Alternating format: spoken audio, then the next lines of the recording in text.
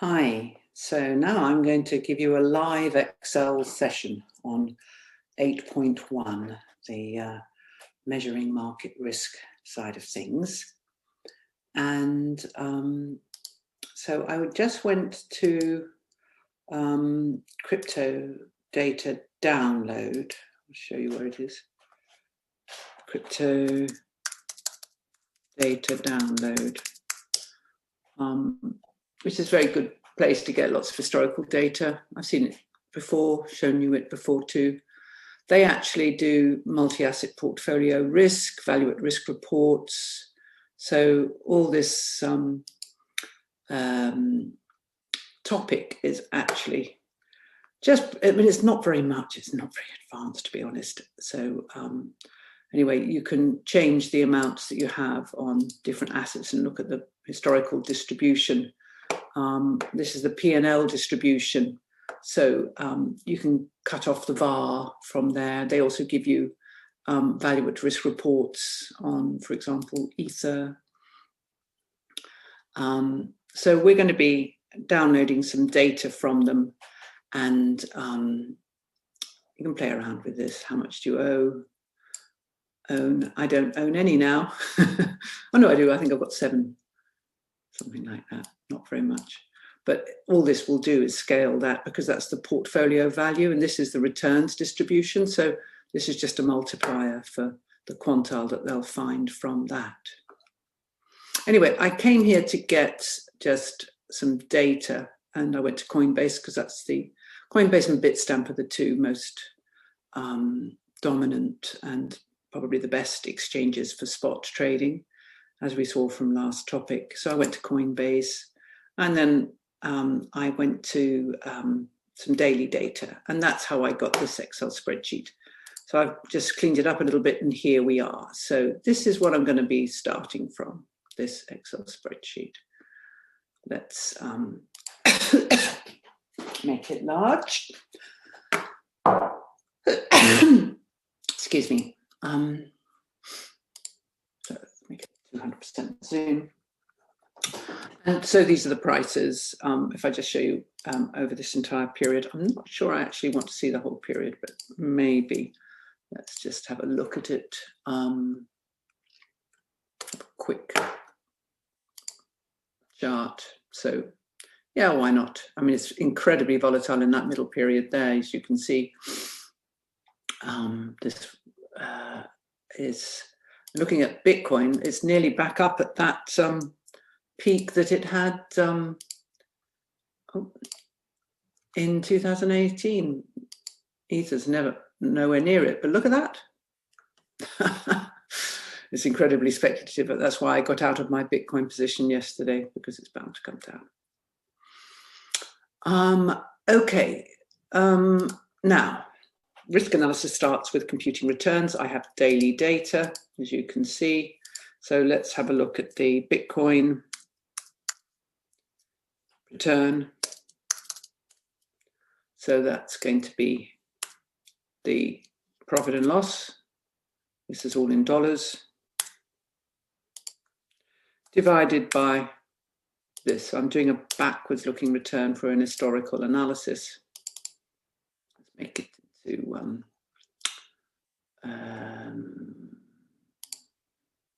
percent, a few more decimal places. All right. So minus 12% in a day is quite normal for Bitcoin. This is the Ether return. And just copy this across, get my little black cross there. So now that is C3 minus C2 over C2, getting the little black cross here and just filling it down. We'll fill the formula down. And you can see 15, 13% also quite normal for Ether. Let's begin with making a volatility. So XBT vol equally weighted. Shall we say N equals 60. So I'm going to get 60 days for this volatility. And then I'll do the same for Ether.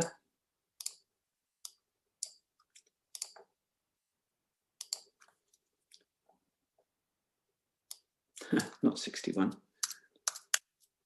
Same data so I can compare them. So the first return is on 3, so the 60th return would be on 58. No, 62. Yeah, 62. So it's column D, isn't it? So let's do 62. Here we are. So on this day, 1st of March, that's when I can start looking back 60 days. So that's equal to the standard deviation of these returns from D, because that is the Bitcoin. 3 was the first one, to today is 62. So that's exactly 60 days. And it doesn't matter how many days, it's still a daily standard deviation. So to annualize it, I've got to multiply it by the square root of 365. Okay. And so it was 70% volatility at that point. And I can fill that down, and I can fill it across for the ether, and I can fill that down. All right. So let's just see what they look like. Plot them on the same. Insert lines there. Ugh, I hate those thick lines. They look awful. Have I got a chart type? Save as template. Change start templates. See if I've got a template that looks nice. What about chart one? What's that look like? Ooh, looks much nicer, but the scale isn't correct, is it? So let me just, and we don't want the title there. But yeah, that looks a lot nicer. So let me just format the axis so that it's from 0, minimum 0, to probably 3.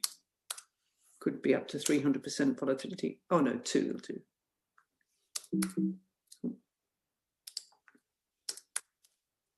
There we are. And you can see these big ghost features there, right?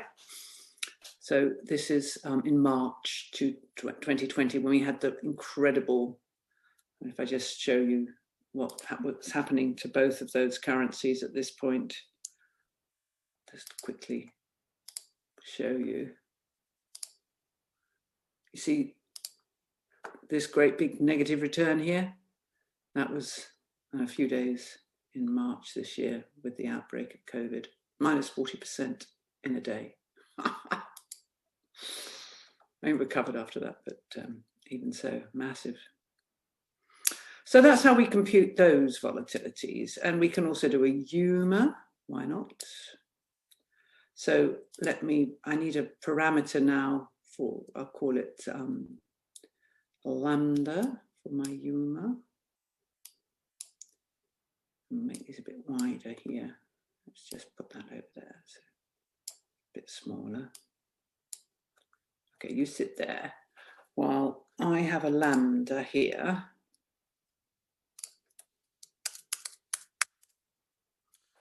And I'm going to make it say 0.95 or 0.9 or something like that. 0.94 is what the risk metrics data use, but it's a parameter. It's something I can change, so I'm going to make it red. And so this is going to be my XBT, and it's going to be the vol, and it's going to be exponentially weighted moving average. And this one will be the ether. And so what do I need to do? I need to do the variance first. So to start, I'm going to take the squared return. You would have to have an RT to start. And then for the next one, this is going to be 1 minus lambda. I just press F4 to fix that. 1 minus lambda times the squared return times yesterday's, well, times this squared return, plus lambda times yesterday. This is the variance, so it's not actually the volatility, is it? So let me call that XVT UMA without the vol, and this XVT UMA.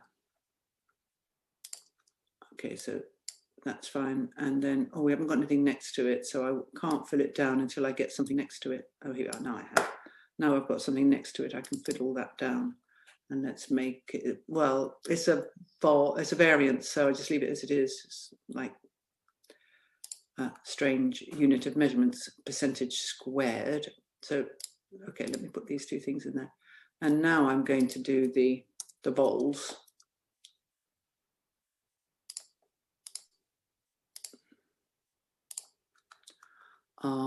So what do I want to do? I want to take the variance, so square root of the variance, and you multiply it by the square root of 365. So do it like that. Okay, and then make that a percent. And maybe one or two more. And there, that's for the ether one. And bring it down until I've got something to the left of it. There we are.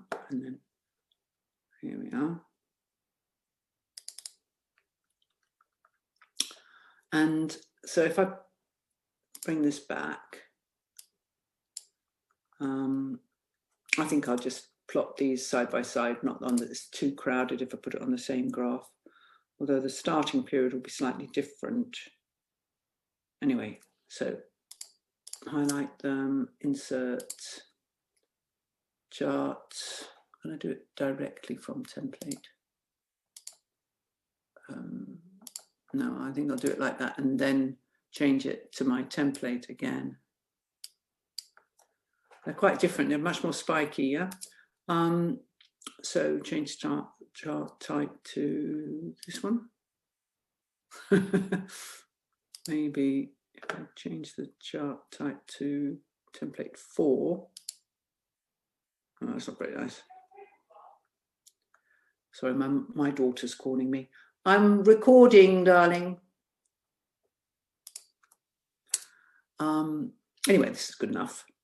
So it's a different format, but it still doesn't look too bad, although these lines are a bit thick. So this should really be percentage, number, percentage. There we are. I don't want any decimal places. All right, so this goes up much higher than that one because it goes down more quickly as well. It's much more reactive. But if I change the lambda and make it like 0.95, you'll see that it gets a bit smoother. It's a little bit more, you know, the 0.94 would be the risk metrics value. So maybe it should be like that. And you can see that, oops, wrong label here. This is SU, this is ether.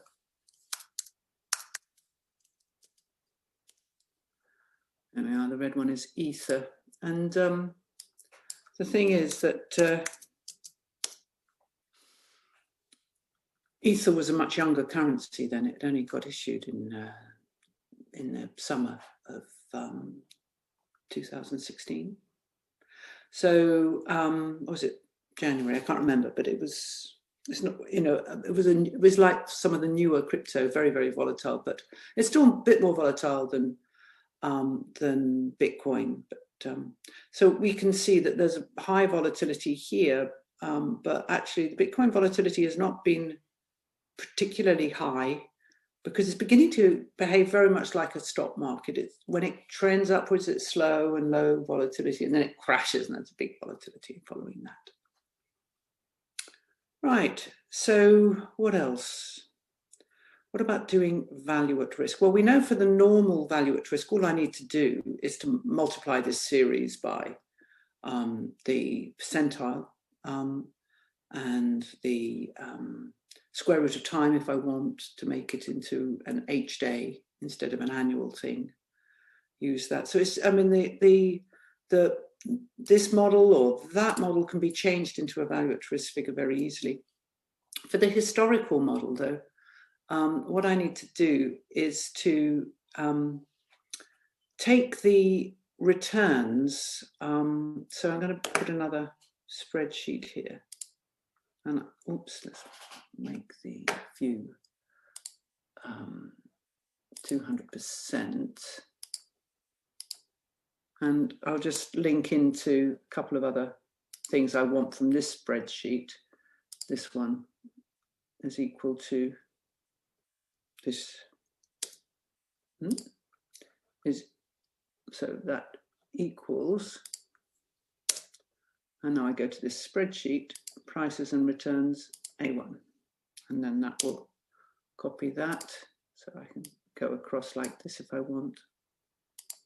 Oh, that's fixed it, I don't want that. Just want A1 without any fixing. And then I can go down here. Don't know how many observations there are. Oh, what's that? Format's not right. Messing around like this, might as well just delete the whole sheet. Copy the whole sheet, that's very quick. Keep a copy. Delete what I don't want.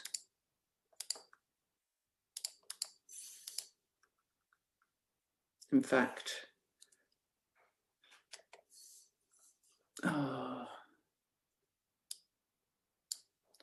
let's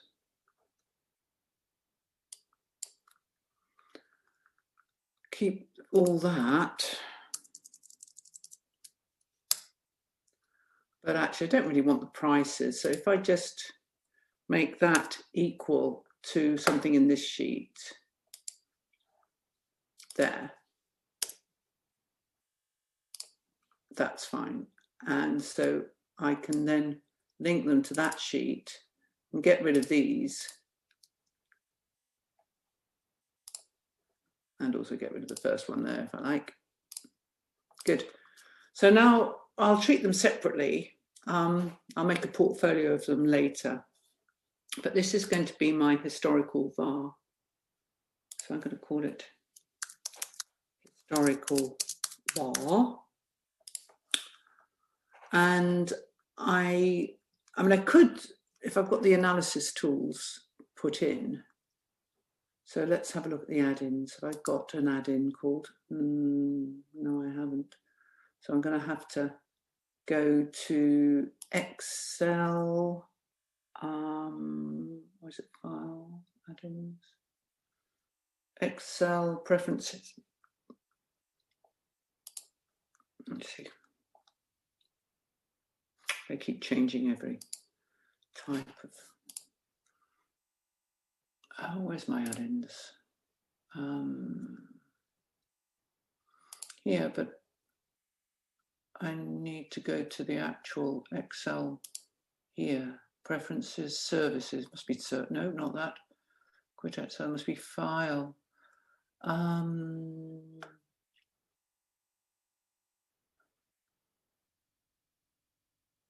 Tools, probably. Oh, there you are. The add-ins come in here, look, data analysis. So you don't actually have to have them as add-ins, you can just do them straight away now. So you go to tools, analysis tools, and if I did a histogram, for example, then I'd have to say B, column B.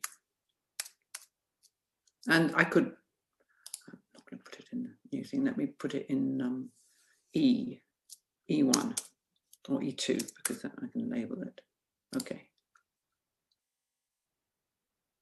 Oh, okay. So it doesn't like the fact that I've got a label there. So I tick labels and that should do it. Oh, there we are. Right, so there's a big outlier, minus 30%. That was that big return there. So yeah, otherwise you've got nothing in all those bins. And if I try and plot this, it's going to look really weird. You've got that one outlier. So let me show you what the chart would look like here. So, and you've got that one outlier right down there. That's really going to skew things if we leave it in for various reasons. But not looking at the histogram, if I just use the percentile function, I've got so many returns. So let me have the holding period, or risk horizon. This is the H. So that's going to be in days. And these are going to be the parameters that I set up. Say 10 to begin with. Could change it. And then the significance level. Shall we say 5% to begin with.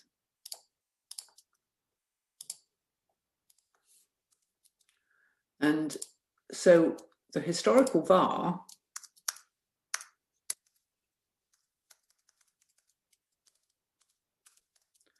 for Bitcoin, based on their daily returns, and for Ether, is going to be minus this percentile function, that's my quantile, of column B, with this significance level. And that's going to give me a daily return, so that would be a daily VAR. So I have to multiply it by the square root of the holding period. So that's the percentage of whatever, you know, if I've got 7 Ether or something, I would then multiply it by 20% to get my VAR, my historical VAR. All right, and this is the, oh, I've got the wrong parameters here. This I didn't fix, so that's got to be F2 and F1. Okay, so that's the 5% historical VAR. The normal VAR, using the same data, I just take the entire standard deviation over the whole thing, not rolling. Otherwise, I mean, you need to roll it in order to test your risk and do it on a sort of ongoing daily basis, but I'm just going to do it once over the entire period. So I'll take the standard deviation and then I have to multiply it by the, well, first of all, I did it at the beginning, didn't I? So the first thing is your Z value, 1.96 or 2.33. The Excel command is normzim for that one. So it's minus normzim, because otherwise I'd get a negative number for 5%.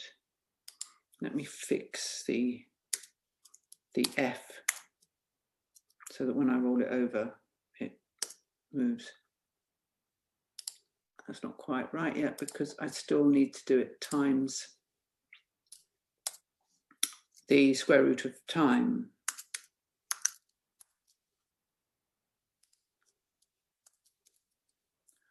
So that's 22%, which is bigger than the historical VAR.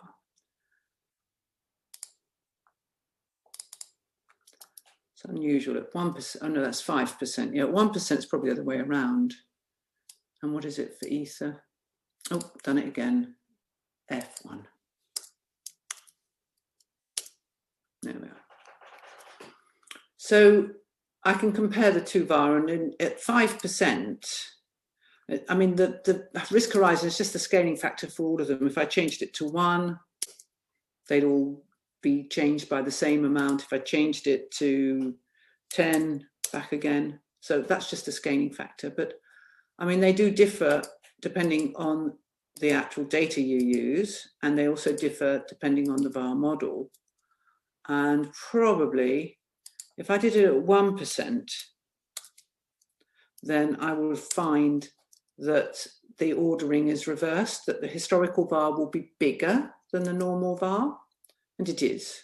This is the usual thing, because what happens is that when we look at the, in particular, the excess kurtosis and the skewness, so if we look at the skew,